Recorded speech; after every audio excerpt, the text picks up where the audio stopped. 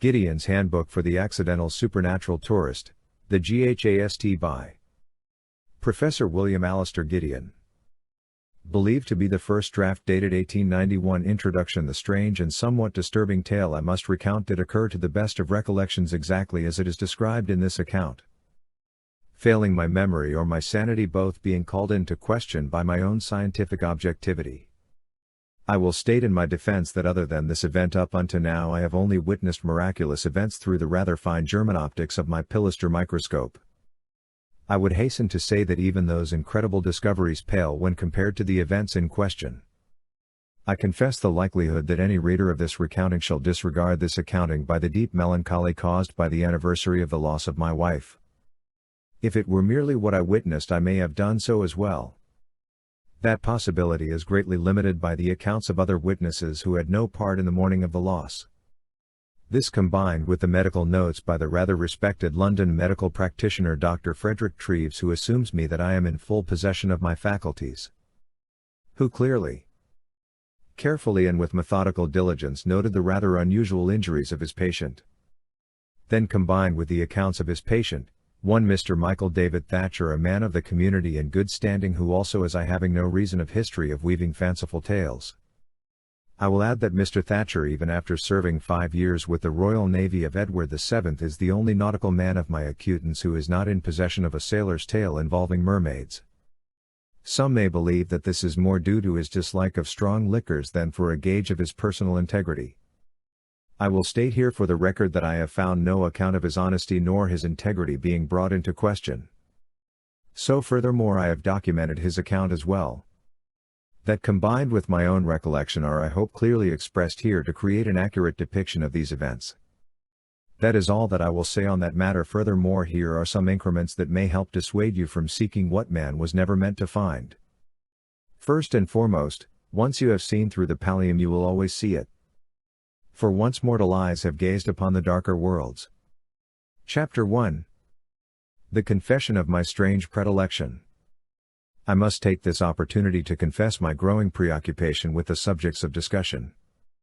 I am more than willing to admit that my interest in this subject is rapidly growing from a minor academic pursuit into what can only be described as an obsession that is monopolizing my waking thoughts and my dreams. There is no limit to the lengths that I will go to discover more about the pallium, its mysteries and secrets. Now that I have a brief glimpse behind the curtain, I will not rest until I know it all that I can. Chapter 2. The profound discovery of a breach in the pallium. What I will put forth here is a vague hypothesis of the thorium that I am currently developing in regards to the darker worlds as well as the breaches between the worlds. Furthermore, I will examine the space that is in between.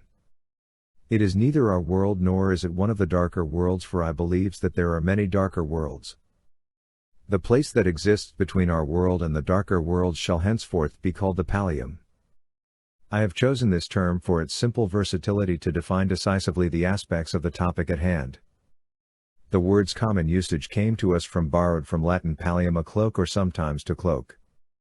Then the use in Middle English that can be inferred an object that is used to hide something, as well as the action that is implied by hiding something. I will further add the fact that the word is used by our modern medical practitioners' use of the word as in the study of anatomy. They use word to refer to the barrios between different sections of the brain, especially in mammalian life. I will admit to a certain amount of poetic license that I enjoy considering my rather odd theory that it is both the mind combined with its interaction with the world that is required to lead one into the breaches of the pallium. That is to say that you need to not only in the correct location to find your way there. You must also be in the proper state of mind to do so. I have been thinking of a loose metaphor for this situation. The best one so far is that the person in the right place may be before the lock. However, it would require him to be in the proper state of mind to find the key. Perhaps my key was only good or able to open the lock at that particular place and time. Perhaps you can find more keys in yourself with the proper practice combined with relevant experiences. I can say this with some rather straightforward candor now because of even more recent experiences. I would also put forth the odds now that some rather more unique individuals can be an all-key or a master key if you will. These rare individuals can not only open doors at will, they can bring yet others through to the other side or into the pallium. It seems that two people standing next to each other, or even if one was to watch over the other's shoulder, may not both be able to see the same thing. This may not be limited to visions, for I believe that this applies to all the known human senses as well as powers of perception that have yet to be more clearly defined. I can state here a clear belief that such people do exist, for I have not only met one, I have furthermore seen his ability in action. For it was only his intervention that made it possible for me to be here to make this account. I will at this time advance a theory that the existence of such people proposes that they have been places here for a reason. For in a world where there are sheep that is also possessed of wolves, must there not be shepherds to maintain the balance of man dominion over our domain? Soldiers who push back against the nameless creatures that wish to cross the pallium into our world. I truly believe that the stranger is one such man I have envisioned. I have learned more about the man who saved me, such as his name, not to mention his numerous places that he has resided over the years. However, out of respect for not only his request for discretion and anonymity combined with my word to do so, I shall never give that information to anyone. Lacking any evidence that proves this, I can only offer the inference that fills me with resolve. I am able to provide little more than old stories drawn from myth and fable to give this any sustentation, however they are many. In light of these rather light evidence, I am willing to vest my resources, financial and intellectual, to take up the banner in this battle. A battle that I suspect that has been fought throughout the entirety of human history. For my life as it is was spared by the stranger. Chapter 3. The rather strange events at the West Norwood Public Cemetery. Based on my personal observations, I have come to the opinion that other worlds than this exist. I have turned my efforts to finding out all that I can about such places. My first and only experiences thus far with them I will now state for you here on these pages. It was on my last visit to West Norwood Public Cemetery, laying a wreath on the grave of my wife, mourning the first anniversary of her passing. My sons unable to attend this solemn occasion of Matzava. I had been delayed by numerous unforeseen trials and tribulations when it came to my arrival, coinciding with early dusk. The workmen had come and gone, placing her simple headstone without attendance. I leaned my walking stick with the silver handle that looked like my floppy-eared beagle Moxie, withdrew the bottle of wine from one of the large pockets of my heavy overcoat and 2 glasses from the other. It was her favorite, a German winter wine, Glühwein from Bayerische. I fixed it just the way she had liked it, set to soak with the fruit, sugar and cinnamon overnight. It was still warm, having just canting it before I left to make my way here. I poured 2 glasses nearly to the top. I placed one in the middle of her flat headstone upon the ground, then toasted her with my glass.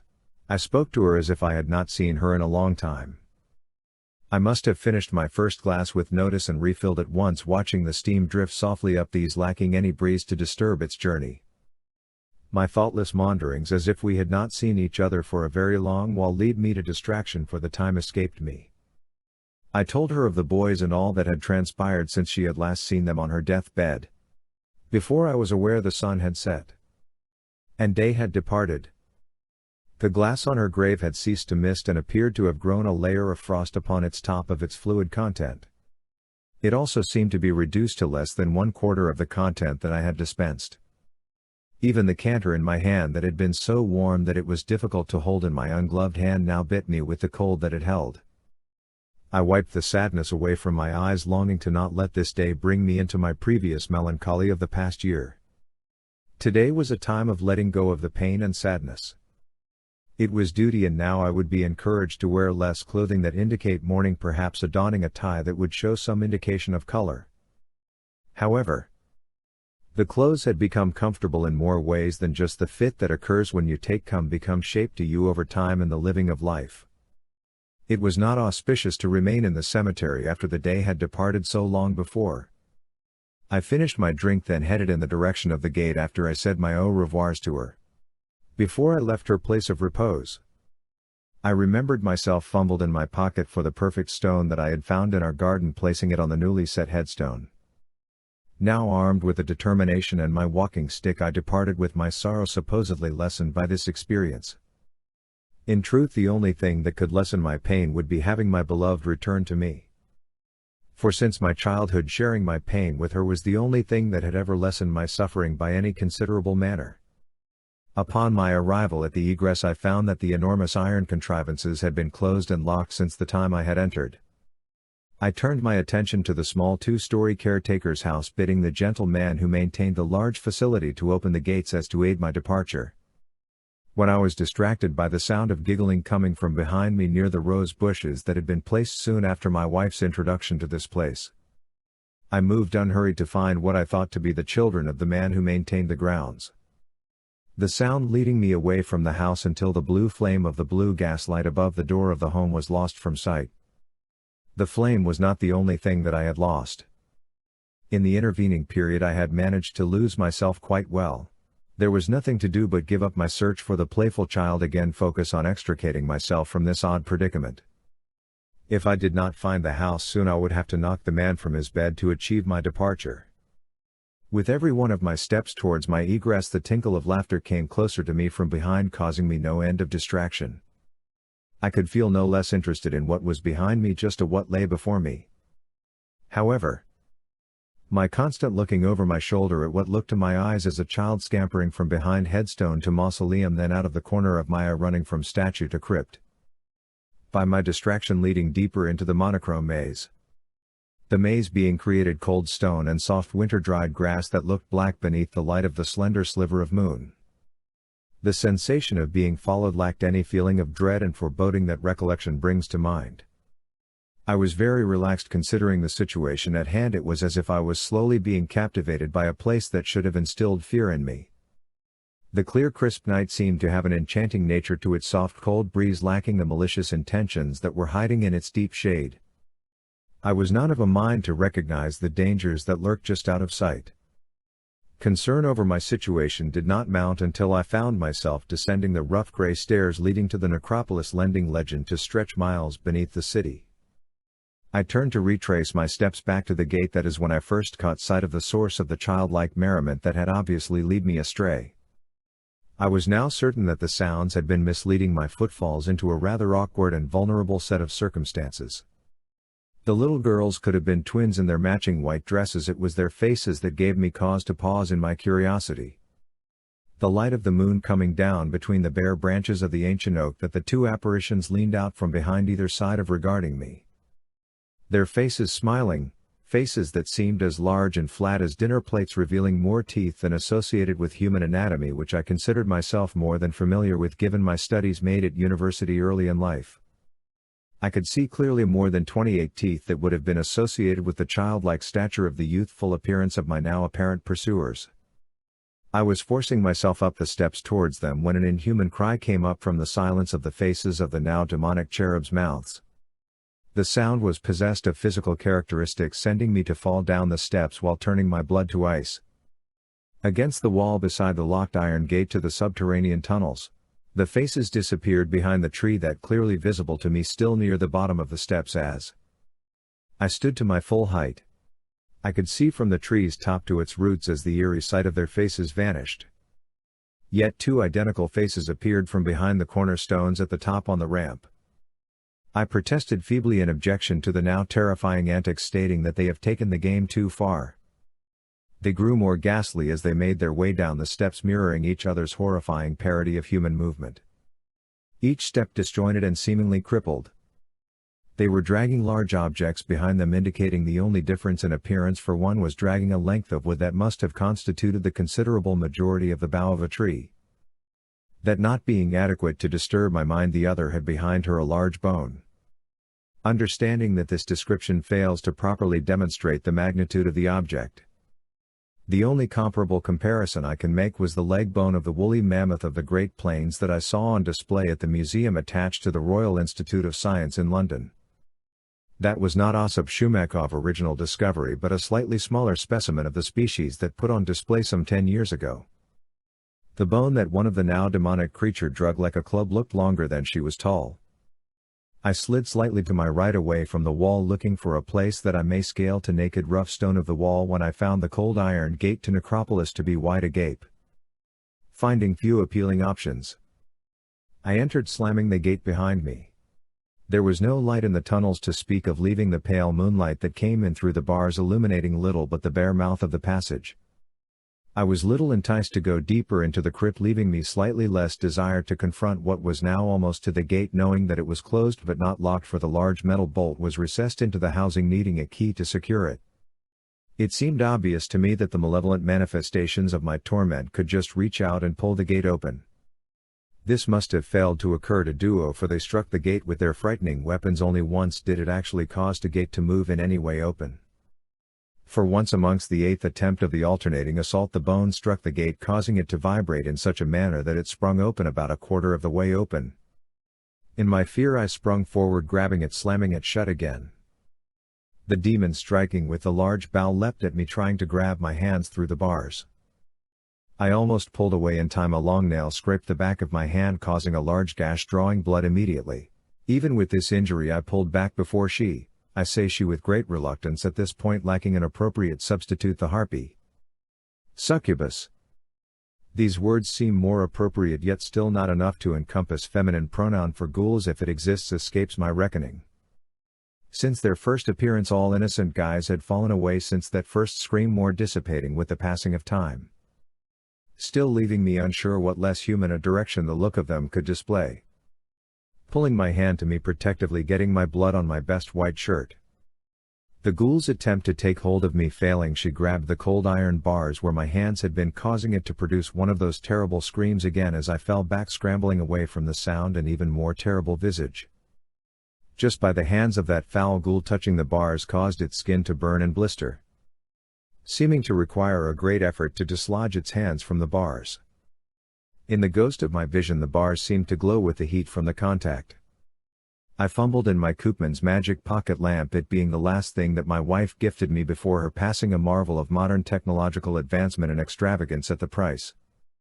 However, she knew my difficulty with my preferred Swan's matches. Her know my tendency to break the wood when I was frustrated and needing a good bowl of sterling dark tobacco in my French thorn pipe. I patted myself down, finding my pipe, my tin of sterling along with a box of Swans.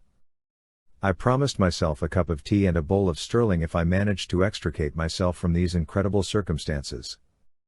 I had to click 3 of the red caps on the disc before my Koopmans took to flame. With the one creature howling in pain and rage, its pallor had changed considerably from pale white to a necrotic orange color with lines of green running throughout the flat face. Its companion was now striking the gate relentlessly, giving me pause to back further down the tunnel.